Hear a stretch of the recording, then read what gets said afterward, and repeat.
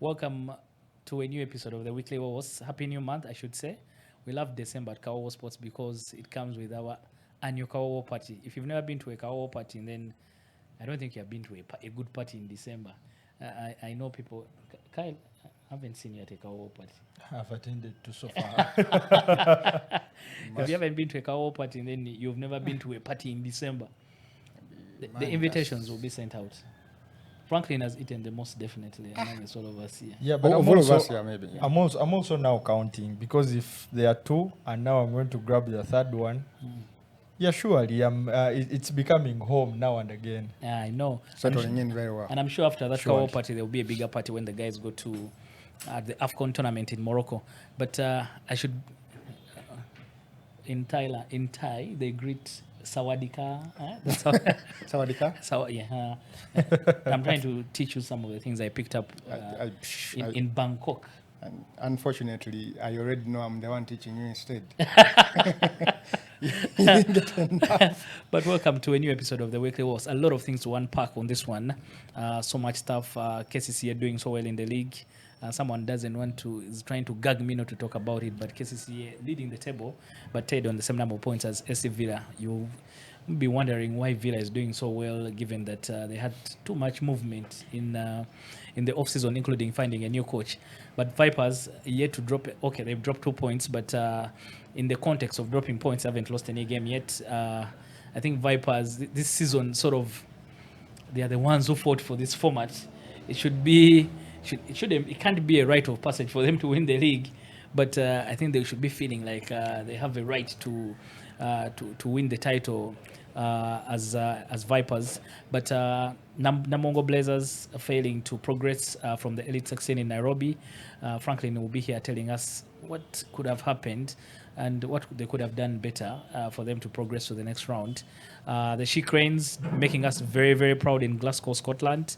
Sweeping everyone to win the Celtic Cup. Some amazing stuff from those ladies. They never cease to amaze us, I think. One of the most, in my opinion, the most underrated national teams in this country. I think they win more than all the other national teams, including my cricket team, honestly. And I think they've been to more World Cups as well. Yeah, consistently, yes. They have been to two. Yeah, I don't know why we don't give those girls as many flowers as possible, but the She Cranes making us proud in the Celtic Cup in Glasgow, and a lot more as well. There's a tournament being organized by JT Jaguars. We'll be speaking about that. But first, let me introduce the guys that I have. My name is Dennis Musali, your weekly host, and I'm here. Kyle, we're about to remove you from the banner, but good to have you back. I'm scrolling for nearly 2 months. Edwin Kalkule is with us, our resident football expert, and the editor of Kawowo Sports, Mr. Franklin Kawowo. Yep. Let me start with Franklin, your starter for the week. Welcome back, Dens, from the pain that you went through. In Thailand.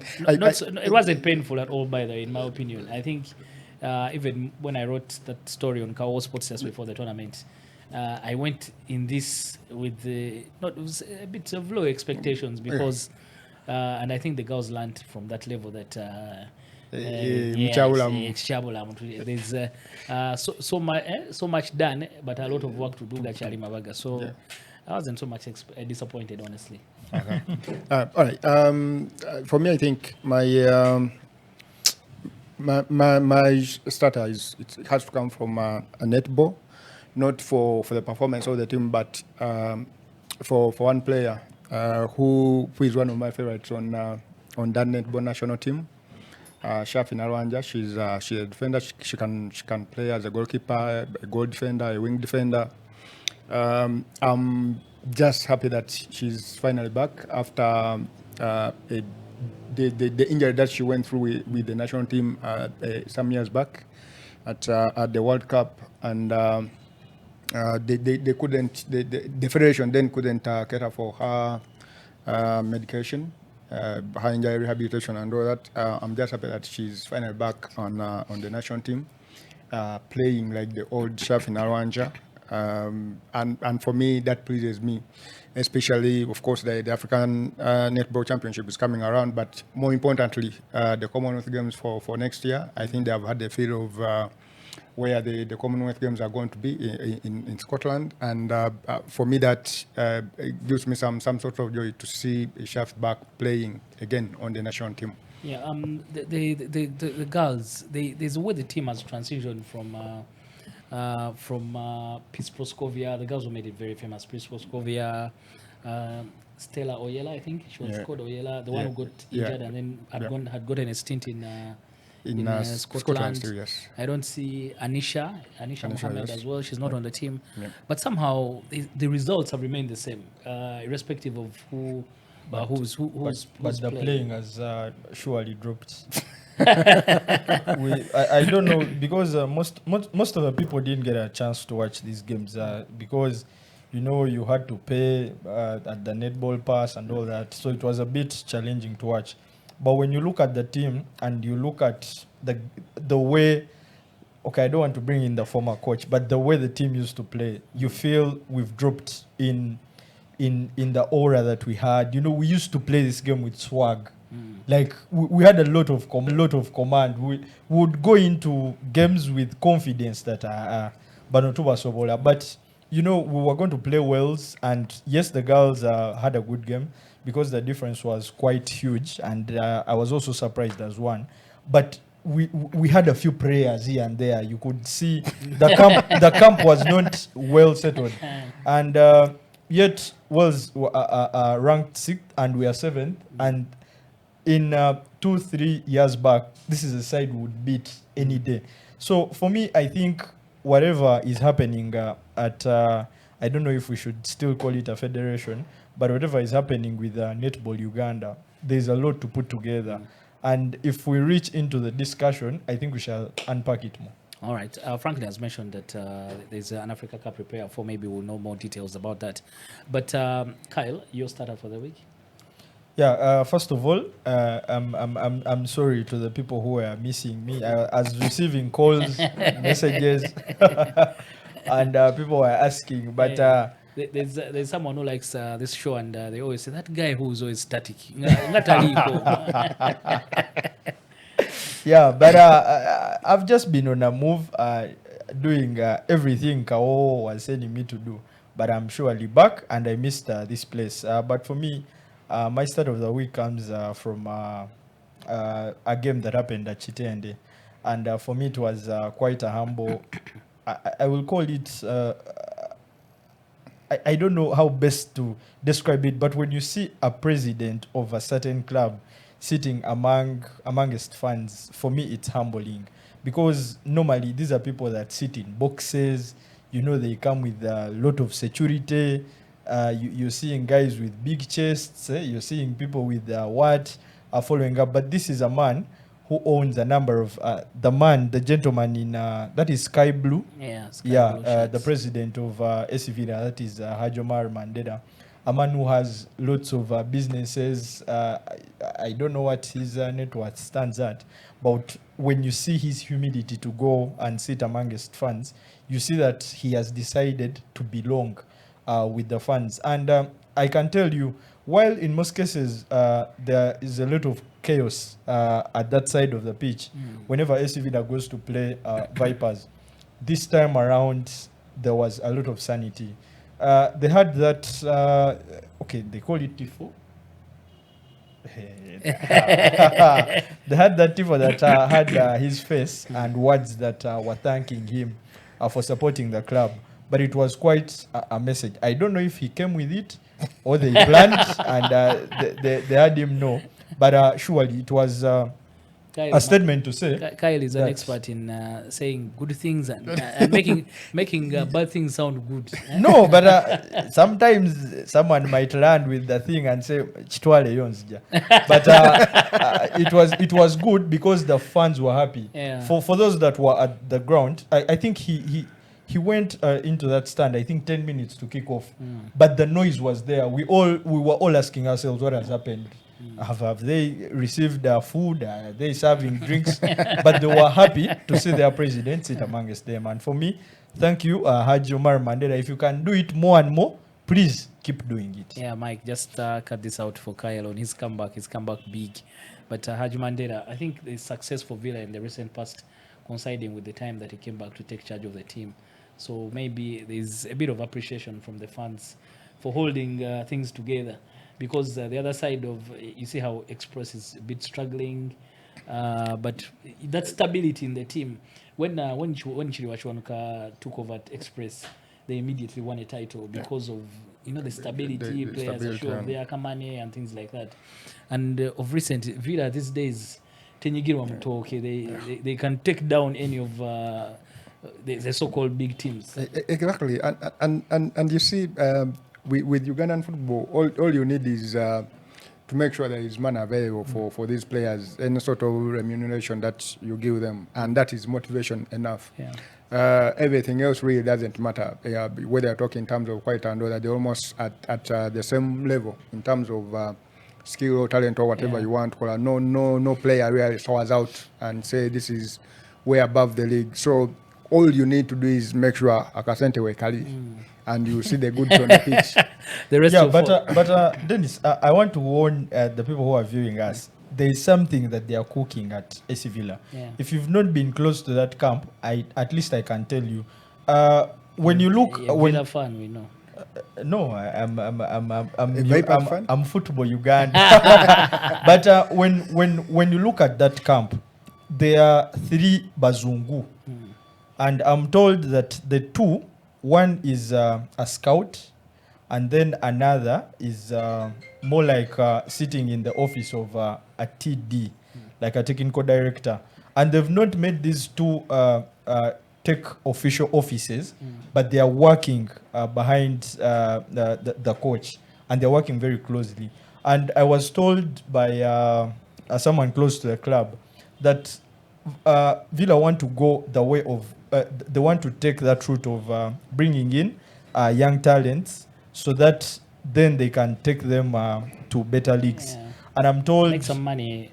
yes, I'm out of told them. that's why we've seen the likes of Kakande come into the team, the likes of Abasi, Chibande, and a few players that we've seen leave, the likes of Semakula and all that. Yeah. And for Has Villa them, made some good money on those transfers. of course, when you look at the Hakim money, Semakula yes, when you and, look at the money that came from Travis, Yeah. the money that they got from Abasche, I feel these are decent plans. And for a game like that of Uganda that doesn't pay much from sponsors, get collection, or the money that you're going to get after winning the trophy, this is a way to take. And I believe if it's handled well, then it can yield and give more to the club. That's why now you see they are trying to improve that Easter in Tinda school, to see that these players get rooms where they can sleep, and so they can hold camps. And that's why we saw them start their preseason way early. earlier than And everyone else. that's why they look way Fitter.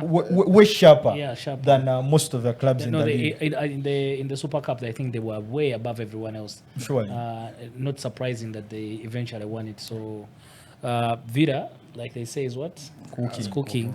We'll wait and see, like Carl has mentioned. But my start of the week, and before we start with the football conversation, today when we were coming back from Bangkok, but I met an hobby of mine, and truly big Kawowo said, I always follow you. I read your stories on Kawowo. But he's someone that was even way ahead of me in class and all. So I didn't expect him to actually even remember me. He's like, I know, Musari, I know you. I follow your stories on Kawowo. So, Tuchikuba, guys, keep reading Kawowo. That's right. I gave him a cricket craze just. That is good, surely. And thanks for representing. But staying with the football conversation, and just with the football again, I just wanted to remind you guys, if you're not reading Kawowo Sports, make sure you check it out. Every day, Ismail Koja Chionga, today is his birthday, by the way. Happy birthday, Koja. He's previewing all the teams that are the AFCON that will be happening in Morocco. Yep. So if you want to find out who will be the favorites, who are the star players to look out for in all these teams, make sure you read Kawowo Sports. And most definitely, you will know when Kawowo touches down in Morocco. We'll be giving you some very, very juicy details. But staying with the football conversation, let's start with Villa. Villa and KCC are locked on the same number of points on the table. But of course, KCC are ahead because of a better head-to-head. And last weekend, on Friday evening, Villa, the first team to take points off Vipers, even KCC failed. If it had been for better goalkeeping, we would have. But but Villa, what are they doing right? Is it the coach? Kakane hasn't played so much football, but he's now he's starting to be a what? We're starting to forget him. A non-factor. Yeah, a non-factor. But Villa doing everything right. I don't want to, frankly, I'm sounding biased when I speak about KCCA. But KCCA have one of the problems for them, I think, has been a lack of a goal scorer. And now in Ivan Haimbisi, where they seem to have, sort of solved that problem, they have someone who can be able to get them goals. But Kyle starting with Villa, and then Franklin talk about KCCA. Yeah, when you look at AC Villa and whatever they are doing, you want to feel happy for them. More so knowing that this has been more like a sleeping giant for time. Before the last trophy that they won with Dusan, they had last lifted the UPL in 2004, which is quite some time to think about. But I love the calmness that they have chosen to take and handle stuff. That while many of the teams run for the big players, like Vipers is going to pick an Alwan Okelo from KCC, then later on it will come from Sama Arafat, knowing that it nearly took more two midfielders from KCC. You clearly know. I read somewhere where some Vipers fans were saying, Joel Serunjoji mutukumire sawa yonatuja. Of course, for those that were close to the transfers, they know that Joel Serunjoji and Fadiga were so close to joining Vipers. So when you look at the way that AC Villa is taking, they are nearly using players that most of us had chosen to forget or chosen to give up on. You look at a player like Najib, a player that failed to go into the starting lineup at Vipers. He moved to Chitara to seek for solace. It didn't work out, and then he nearly spent 2 seasons at Villa without football.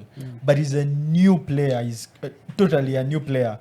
If you don't see Najib in that starting lineup of AC Villa, a lot of fans will be asking you a number of questions. So this coach has come and made his style known.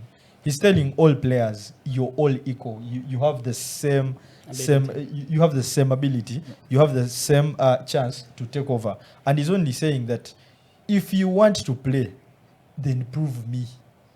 Don't tell anyone, because you see in Uganda we have a challenge of having people talk to coaches. Before you know, someone is calling the coach. And I'm told there are some people that they have chased from Ntinda. The moment they see that face, security, go.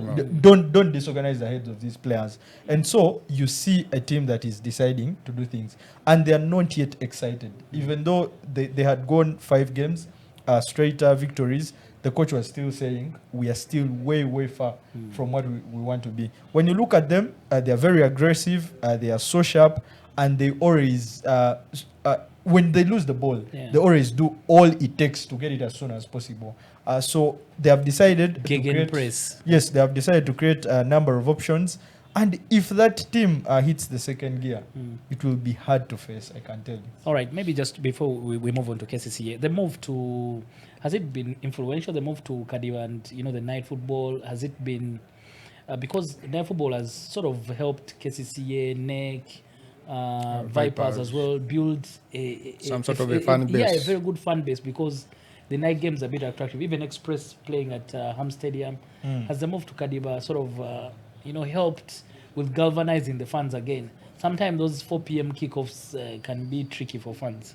Yeah, I want to believe that if we're going to talk about fan base, Express and Villa, I think, have the most numbers, without a doubt.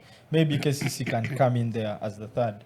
But when you talk about night football is more than just football. It's an experience.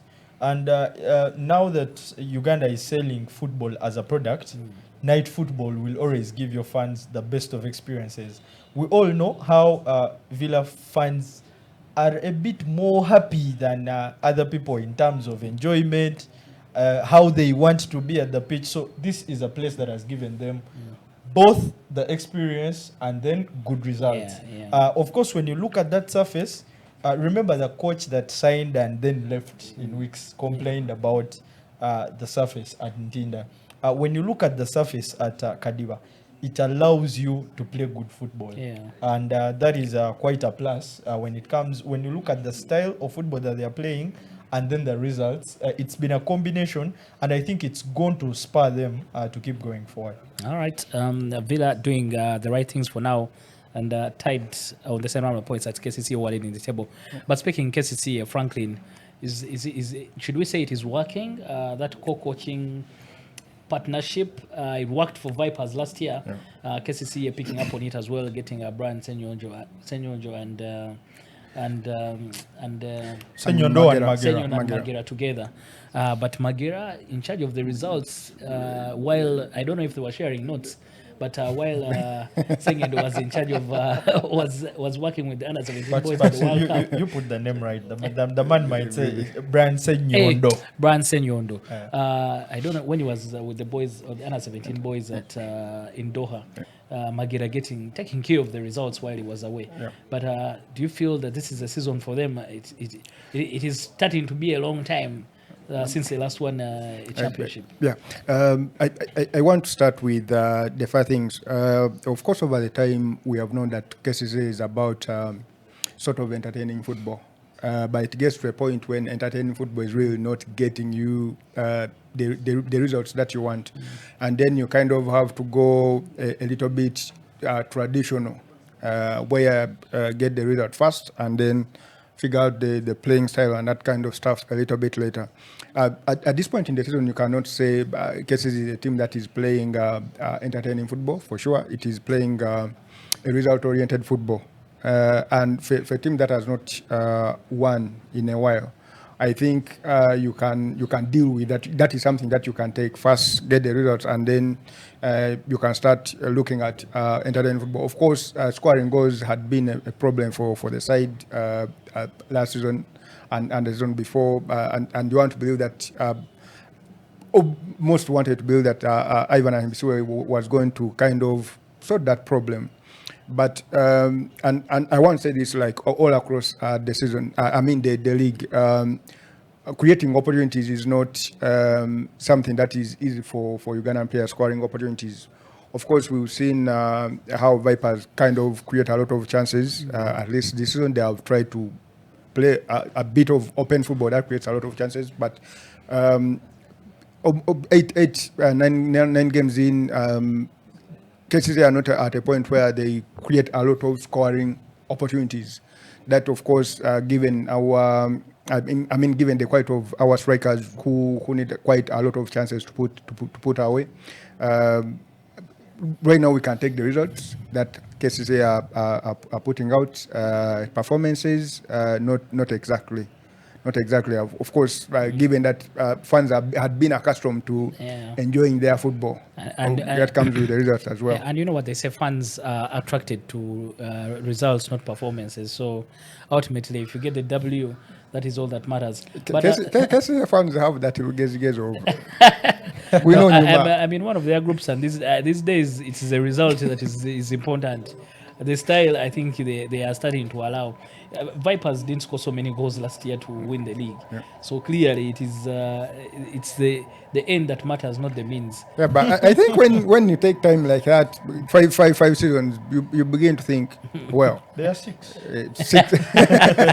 Ouch. you begin to think that maybe it touched Roketujilekem. Let's first get silverware and then we can go back to it. But I want to build that. I think KCC also desperate to win something. The new champion, with the new stadium. Sure. I mean, they're building. They're probably desperate to get back into the Champions League or the CAF Confederations. Shall we call it a stadium? Sure. Yeah, well, why not? What does it look like to you, Church? Okay, it's a stadium. Stadium. Hey. Whatever the case, but. One thing I know for sure is that the co-coaching, I think there is it works a lot when the coaches kind of have that relationship and kind of cover for one another's kind of lack. And I think for now, I would ask you, what could be the strength of Magera okay, what could be his weakness that is complemented by the presence of uh, of um, of Coach Brian, and then what could be the weakness of Brian that is complemented by Magera? Is Magera, he knows the club and stuff like that, and then Coach Brian is bringing a new sort of trying to break down the stereotypes that have been around. I don't know them that well. I don't know if you guys can break down that. How do they complement each other? The way most of people knew how Ayala could be the main man at Vipers, but you see Muhum's are always standing on the touchline, and so clearly they are in sync with each other. No, when you look at the two coaches, I do think this thing of co-coaches, I still don't believe it that it works exactly the way it's painted out there. There's always one person who is a bit ahead, like in this case would be like the main who man. calls. Of course, at KCC the main man is Senyondo. We all know because yes, It is personalities, really. When co-coaching, usually one personality is a little bit down and down is kind of acting. Exactly. Magera is not a kind of coach who is desperate for that limelight. And you feel that if they were letting someone go, it could probably be the other guy, and Magera stays around. Yeah. No, you see, I want to bring it this way, and I've worked with Coach Magera somewhere. I don't want to be disrespectful to him as the man, but by the time they brought Senyondo, it was a statement that Walwe Chibulao, so we are bringing someone, and people close to the club can testify that there is someone who normally calls the last shot, and we all know that there are even players that Coach Magera wanted at KCC, but they didn't come, simply because a certain man didn't say Chijakola. And on the other side, we saw players like Ivan Ahimbisiwe, players like Walusi Imbi, because there was the players like Lutalo. There is another guy who plays at the flanks, the player who left Chitara. The name is just skipping my head. You can clearly see that the team is more leaning to a certain. Lazaro. Yeah, you're going to talk about Lazaro, but then there's another player who went to Goma here, then later to Denmark, and then he bounced back. I've just forgotten the name. He's quite a young forward. So you clearly know, because there was quite a big debate between Walusimbi and Gift Fred, who is the better defender, who do we bring on? And the final word was, let's bring Walusimbi. So you clearly see that there is a certain coach who is quite above the other. But at least what I can say, the time that Senyondo has not been around has given chance to people who head the team, but also the fans, to see that Magera can do a job. If he's supported, if he's given chance, he can do something. Because I can tell you he has faced quite challenging fixtures in there. Last year, that away game in Bara is one that ruined the whole season for KCC, but they went there and picked up a win. Surely. So when you look at how he has held this team, you feel it was in good hands.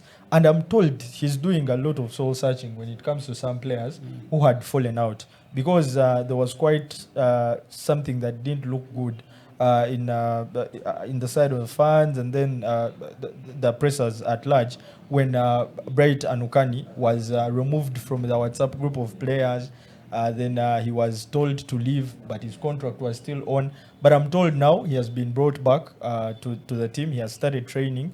Of course, he didn't do preseason, so it will take time for him to get sharp and get back to his feet. But I'm told it is something that has been so much initiated by Magera to talk to the player and make him still believe that he's still a KCC player. So Magera, when it comes to man management, then talking to these players as their friend and what, he will give you that. But he has a challenge with taking those big decisions. He's a bit a man who is held back, and sometimes, because he fears to make mistakes, sometimes it comes back to haunt him. That damned if you don't. Yes, sometimes what makes good coaches is to make those hard decisions. Brave To decisions. say, yes, Frank has been at Kawowo for long, but he's not starting that game. What is the man saying? The man is saying that next time we play, you're not starting. Yeah, but thank you, Kyle. Maybe to speak about the other teams. I'm thinking about the teams that got promoted. Calvary, Buhimba, that time, And UPPC. UPPC have done well, but Buhimba leaked so many goals against URA. Are they finding life in the Premier League different from life in the Championship? Big Buhimba, league. Buhimba, I think, have been a problem to themselves. This is a story we've been talking about sometimes in office, that Buhimba started well. They won 3 games straight. Then all of a sudden, stories of match fixing came into the camp. So they put aside, I think, 4 players. And the management said that somehow they got information through their sources that these players are fixing matches. But I was wondering, if you're fixing matches to win, isn't it something good? Because if I'm fixing games to win, I think that is way better than fixing to lose. So I think they disorganized their own Those camp. are the opinions they of pressed Kyle, but yourself not this of fracture. Kawowo Yo, Sports. no, I'm only asking myself. I'm thinking out loud. But I'm saying they disorganized their camp. Now you look at that side and you can clearly tell that it is disorganized. When you look at the time that they use for preparing, they came to play against URA, and some players just had to jump onto the bus without having any training session. That's how bad it looks. And when you look at how they played in that game that they lost 7-3, you clearly saw players who have just left a certain breakfast meal and they're just bumping into a pitch, but without any preparation. Nice. Calvary is as good as gone, honestly. I mean, while they went those through CBO teams really sometimes, I don't know whether it's living up to the expectation, or those clubs that are good by remaining small. You don't try to become big. Yeah, but I think for Calvary, I think it's again it's the common problem of Ugandan sport. It's finances. I mean, players are And not they backed paid. by a Christian organization or something. They're backed by a church. Yeah. It's a team owned by a community, but clearly based at a certain church. But the challenge is, you see, Calvary are coming from way far. And most of the players that they're using come from the central part of the country. So the challenge is that if you don't pay players, they will come back to Kampala to do something as they wait onto the match day. Now the challenge is you're working with players who are not mentally ready. They're not even available. No training with Because the team actually. by the time Coach Chintu left Calvary to join Express, they had gone 4 months without payment. That means that player is even eligible Not a good reputation to for a join church. to join another team, More because like he has a free gone agent. past. Not a very good He's reputation more like for a church. a free agent. So when you look at whatever is happening at those new sides, you feel they were not so much ready for this stage. Unlike UPPC, who are working under Coach Abdallah Mubiru And they have the backing of a big and organization Babazi. as well, yeah. Yes, of course, they also had their own issues between the management and the coaches on the final word of who joins, who doesn't. But at least they have galvanized and found a way through that they are working around with those players, and somehow they are squeezing results out of them. Because for me, the best game I've seen them play is that against Bull. And if you want to see Coach Mubiru's side play, then give it a good pitch. They made sure that they make Bull look like they're the visitors when they were at the technical center. But Franklin, speaking about the teams that have been pushing the big three, Bull, NEC, Chitara, things. It's like after 3 seasons of continuously being very, very competitive, now they're starting to struggle to remain among the top 8. One other thing, of course, for NEC you can talk about the managerial change and all that, because in terms of again, I'll say it, in terms of player quality, I know that Ugandan players are almost at the same level. What happened is purely some bit of management and motivation here and there, But I don't think NEC have the best coach for a team that wants to challenge the other three. And that is not completely downplaying my former coach, but I'm not one of those people who really believe in the kind of coaching that he does. I think he's a coach who wants a result. If he gets, I mean, he's the same as Bosa. If he gets a goal, he's definitely sitting back. I remember that game against Calvary the other day at Aromondi. The team was there for the taking. You know, like Calvary was there for the taking. But they just couldn't. When they go the goal, and that was it. And for me, that kind of coaching style, where what you need is a winner and all, and not, because those are games where you're supposed to kind of assert your authority and build confidence in the players. You know, games that win all games. Yeah. But putting that in mind, and then you're going to Maroons, and then you're conservative. I mean, for me, I'm not a fan of that kind of football, especially when you're playing even against. You think about the next draw. game. You think about the draw. You know, and then afterwards, we've known Bosa over time. Bosa is that same coaching. He'll get you two wingers. There's a dual combination at Chitara as well, Bosa and Lutalo. And Lutalo, yes. George Lutalo. Yeah, George Lutalo. It is. No, but not it came from the point of FUFA asking head coaches to have CAF A licenses, and Coach Bosa has CAF B. So Coach Bosa is now regarded as the assistant, and then Lutalo is regarded The as head coach. as the head coach. But I think that is just for paper. For paper, but the actual person who is Still, doing that, so Bosa is still calling the shots. Yes, and he's one anyway, standing on the touchline even. So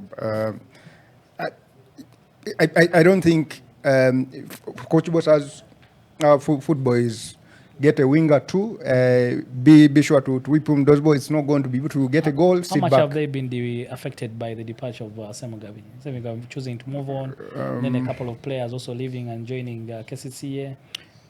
Yeah, of course, what happens that goals of course dry up. I mean, we were watching the game against Police here that they won 2-1 at Crowd Police here, but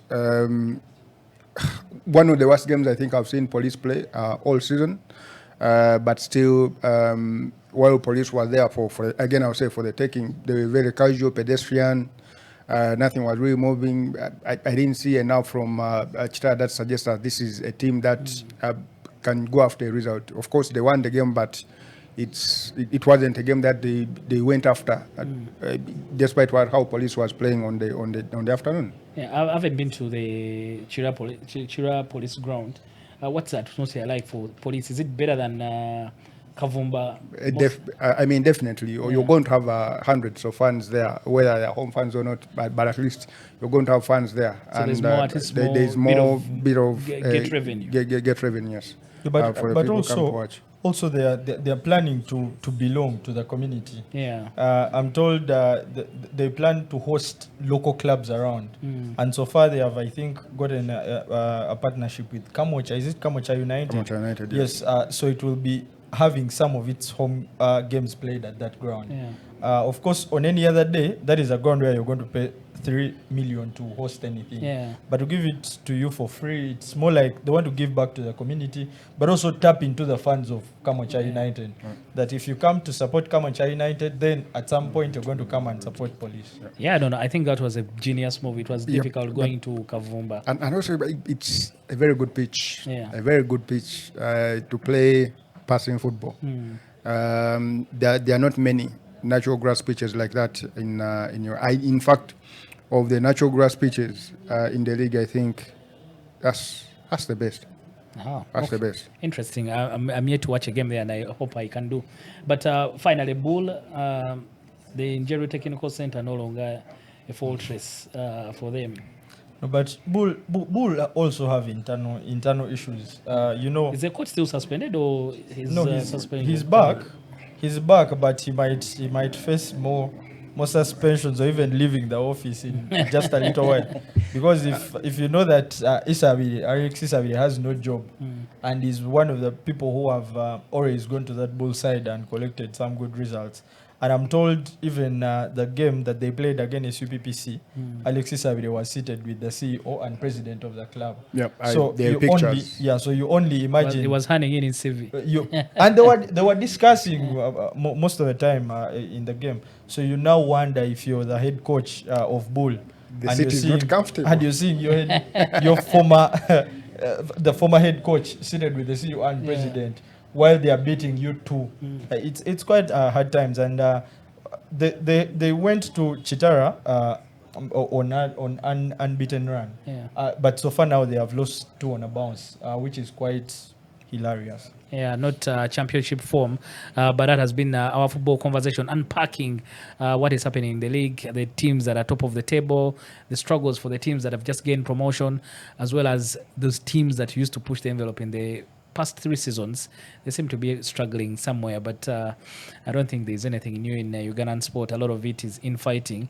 It's not that is really affecting all these teams, but make sure you keep following, keep reading Kawowo Sports from all our resident football experts, Joe Muita, Edwin Kalkule, Koja Ismail Chionga, and David Isabe will always bring you those stories on how the league is progressing. But now we'll switch up the conversation and talk about the She Cranes. We hinted about them in the openers. The She Cranes winning that Celtic Cup, sweeping everyone, beating up on Wales, Zimbabwe. If I remember correctly, which are the 2 teams, Scotland Northern Ireland and Northern Ireland. Let me start with Kyle, who wasn't very convinced by our style of play. He says, Chibolam, I don't know his netball that much. I only follow the scores. Yeah, netball. We are lucky that we've seen The only our players sisters. I remember from the past, Mary Nuba, Farida, Kandondi, and Margaret Bagala. Margaret Bagala, yes. If you didn't mention her, then I've got to wonder. I've seen Bagala playing basketball. Yeah, Yes. she plays for I've KCC. seen her playing basketball, yes. I mean, All netballers almost, most Yeah. of them play basketball. but how much more could the She Cranes could have done? Yeah, I was saying that we are lucky as a nation. We've seen most of our sisters, our female friends, play this game from school, and so we are quite familiar to it. It's quite close to us than some of the disciplines that you would mention.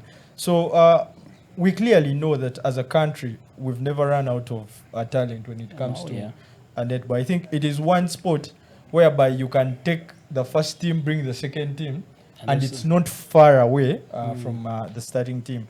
That's how good we are as a country, and that is something, of course, we have to pride in. But looking at how we played this tournament, of course, we went in knowing that we are 7th ranked and Wales are 6th ranked. But knowing that if we do what is expected of us, we can clearly win this. So for me, my scare was that moment when Northern Ireland, I think the game we played against Northern Ireland, at some point I felt, okay, it was not going way right with us, and then the beginning games. But the coaches attributed that to weather, and then new players. Twitter time in in the UK. New players who are still getting that chemistry and trying to gel in. But when you look at this team, most of our players are coming from Nick, and I think the head coach as well are coming from that side. Of course, when you go back to the squad selection, I'm one of the people who has not so much satisfied with the players that were called. Some of these players, I think, are not so good to represent us. Who missed? on the Who do you national think team. missed out and they could have, made a big difference? Somehow I will prefer to call out some of those that I think when you look at a player like Philly Dowse, surely he's a player that has grown in ranks and has improved her game and all that right from when she was still playing for the schools and now going into the league and popping into the team. But I feel we can still have better players, and that says much on how it looked like in the final tournament. You don't see her anywhere, so she was more like more like a cheerleader the player who is going to clap for others, call them to do for defense, call them to do what, and I think that was not good enough. And for the head coaches, I don't know why it's a problem that when a head coach comes from a certain club, he's nearly going to carry everyone from the team. It does not look good. I know. I think a lot of coaches are always Because- vindicated because I've seen it even in cricket, where someone is comfortable with the guys because they understand his style of the way he wants to work. No, you see, So it's better for him to carry them. It's not the right thing. I'm not saying it's the right thing to do, but most times for some coaches, it's the easy thing to do. you see, the challenge is that sometimes results cover a lot. And I can tell you, And every coach will be vindicated by winning. yes, I'm only waiting for that tournament that we're going to play the African Cup, where we're going to face sides like Malawi and other bigger sides. They will give us quite a real Copper test. Queens. Yes, quite a real test. Because here, of course, we were playing against the likes of Northern Ireland, Zimbabwe, Wales. Yes, one would say they are decent sides, but I still think we are way better than them.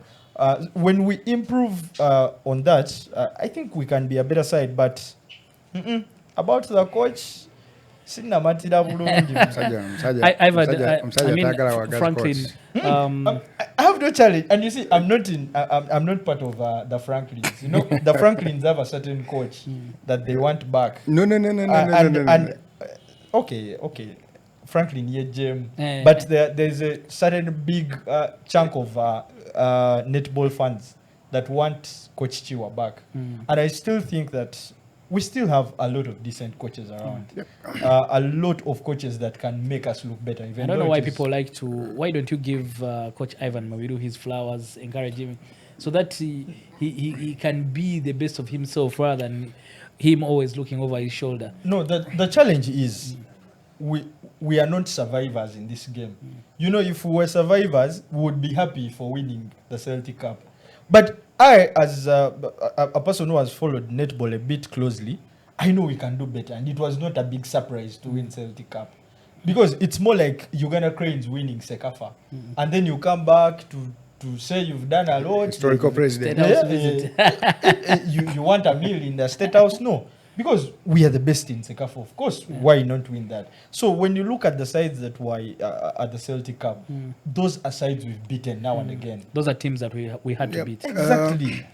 Franklin, I was going to come to Franklin and ask him that can our girls, do better when it comes to the Africa Cup? Last time won by South Africa, I think, in Namibia. Yeah. Can we be able to challenge? Push Malawi. I mean, those girls are as good as we are. I don't think it is. well as Namibia it is and us. South Africa. It is us pushing them. It is them pushing us. But let me start with the player issue that Edwin talks about. In terms of the player quality, I think over the past two years. We've been trying to, since the World Cup, we've been 2023, we've been trying to kind of turn a page in our way. But the way, of course, netball was inactive for about a year and a half or so, but in trying to turn that page, what has happened is that they have tried to give a few players an opportunity to play. From the last netball championship, in which was actually the first tournament for Fieldhouse. By the way, I think she's one of the best mid-court players in the country at the moment. For me, I don't want to look at it as somebody who was taken to fill the numbers because when you play at center or wing attack for the best netball club in the country, you're not an average player. Okay, that midcourt of Nick has Bagala and her playing quite consistently, and for me, I want to believe that by the time you are able to play at the top side in the league, I think you have earned your place to be on the national team. But of course, you talk about player like, of course, Melissa Akel, who was given a chance as well to test in that midcourt position of theirs of ours, and again, that sort of change a little bit is going to come with not a kind of smooth flow as you would expect. Of course, there was a change in the defending. When you have Shaf back, and then of course the veteran on the team, Lydia Najio, who played at the first World Cup we had in 2015, she's just returning to the national. That is like 10 years apart. She's back now because of how she's been playing at Prisons. Of course, netball, yet as also to be honest, for most people, of course, you look at other countries still have. She's in the H4. I mean, she's a goal defender, but she's good at what she does. Yeah, of course, what I mean, if you're going to be a mid-court player, at some point you're going to run out of legs. Yeah, of course. And that's even when you're dealing with the top players in the goal circle, it's going to be very hard. You still need that kind of guys.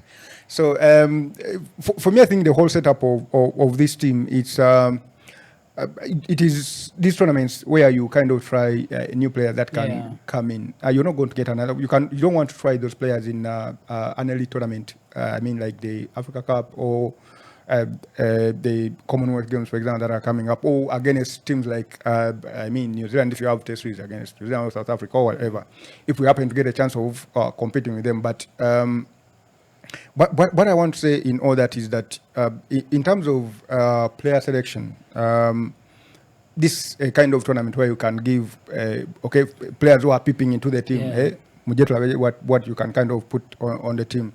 And of course, when you do that, you're going to have a challenge with the kind of playing structure that you have. And of course, knowing Uganda in terms of world netball, we don't play systematic netball as like structured netball, as people will call them. Of course, we've known Uganda to be playing short passes, kind of zigzag attacks and that kind of stuff. But the most important, I think, bit for us is how we advance the ball into the circle. I don't think the wing attacks, of course, and the goal attacks. I think the way we get the ball into the circle, it's not smooth, if I may put it that way.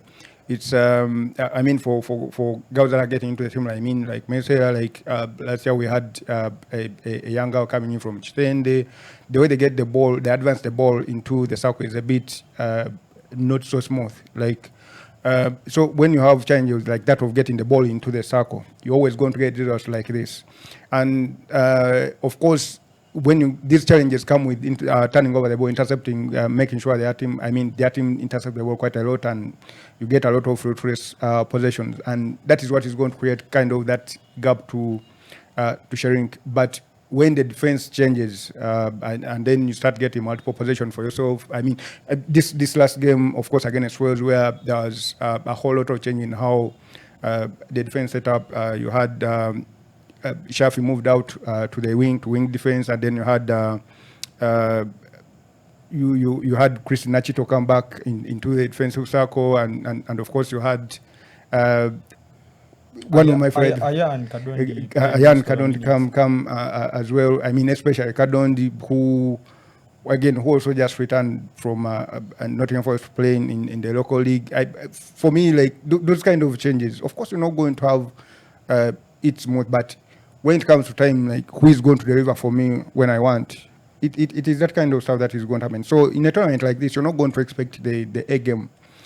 But that said, no, but Franklin has said it all. Yeah. But you see, there's a time when you want to be good, like when you feel you're way better than everyone. Sometimes when you see some of these mediocre performances and you feel like, okay, this win, we've won, you feel like you have to do things better.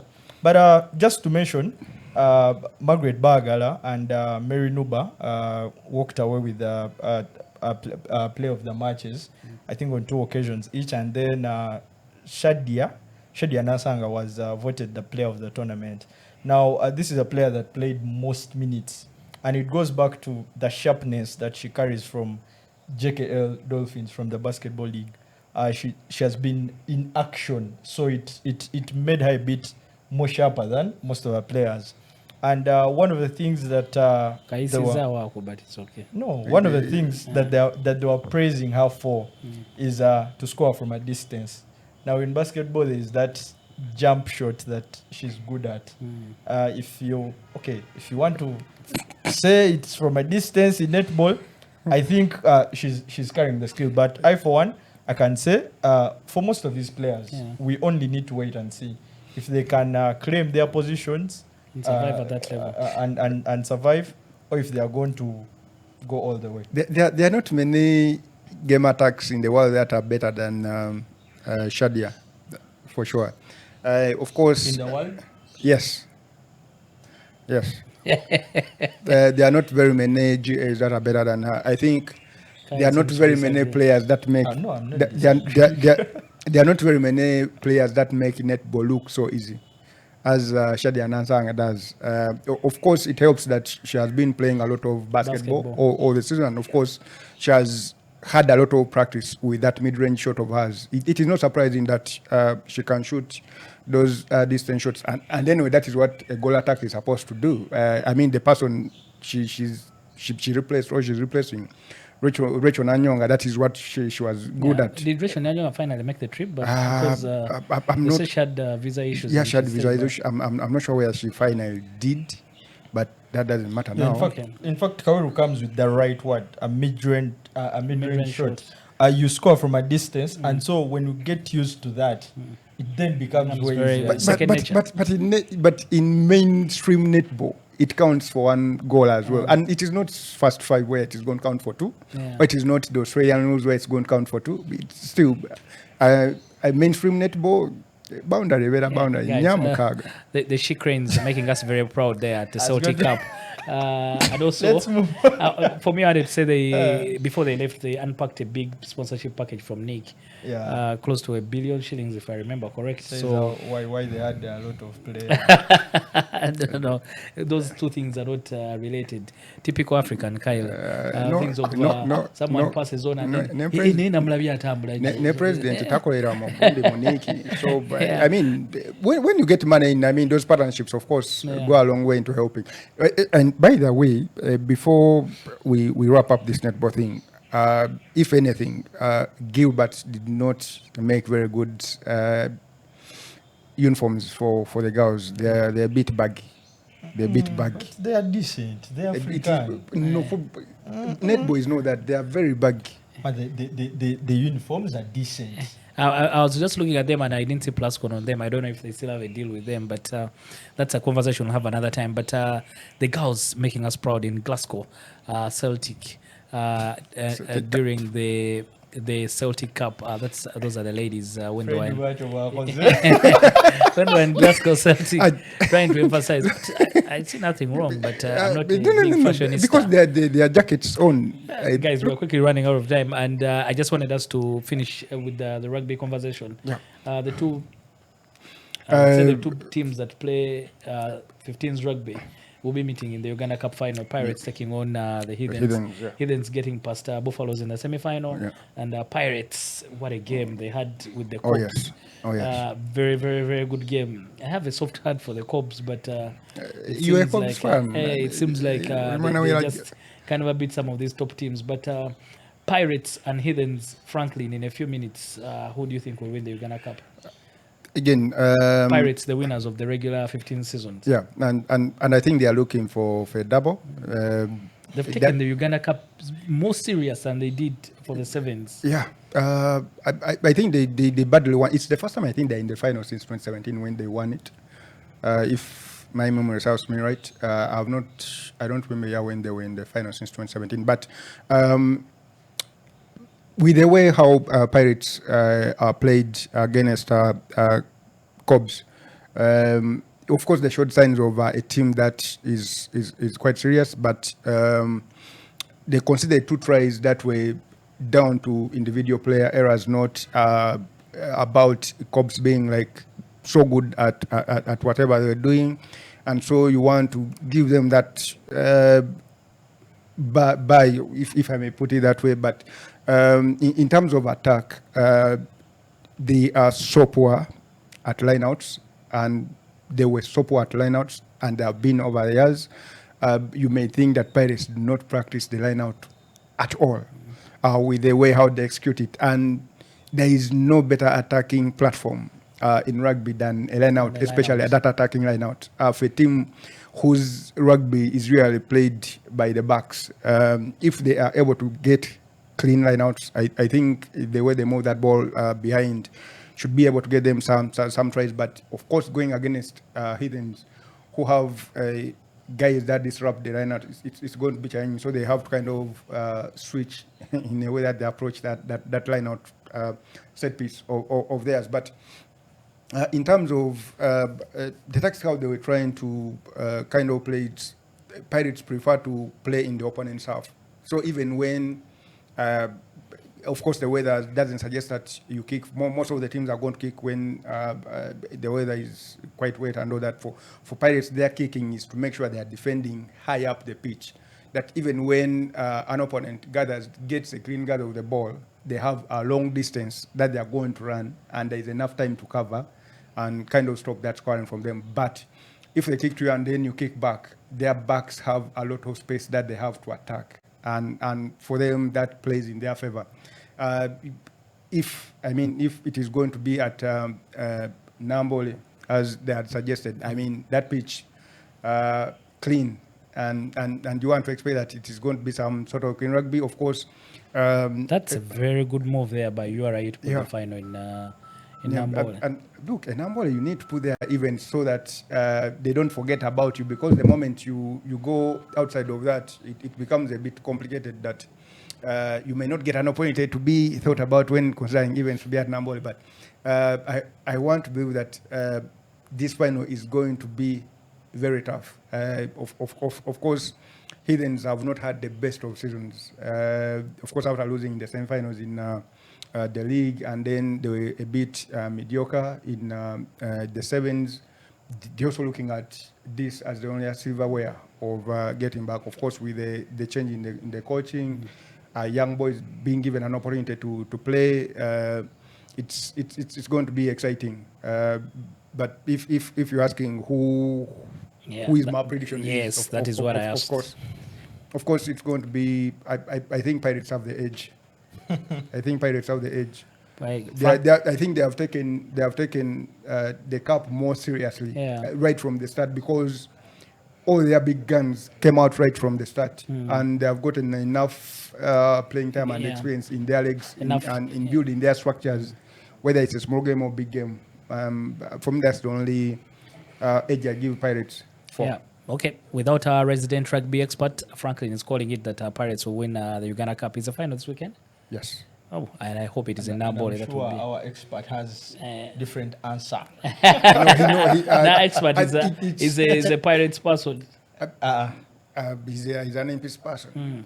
I know he's an NP's person, but he's a Pirates hater. He's a Pirates hater. So even then, but when you look, honestly, when you look at how Pirates have really approached the Uganda Cup, you see more hunger in them than another team in the league in terms of wanting to win.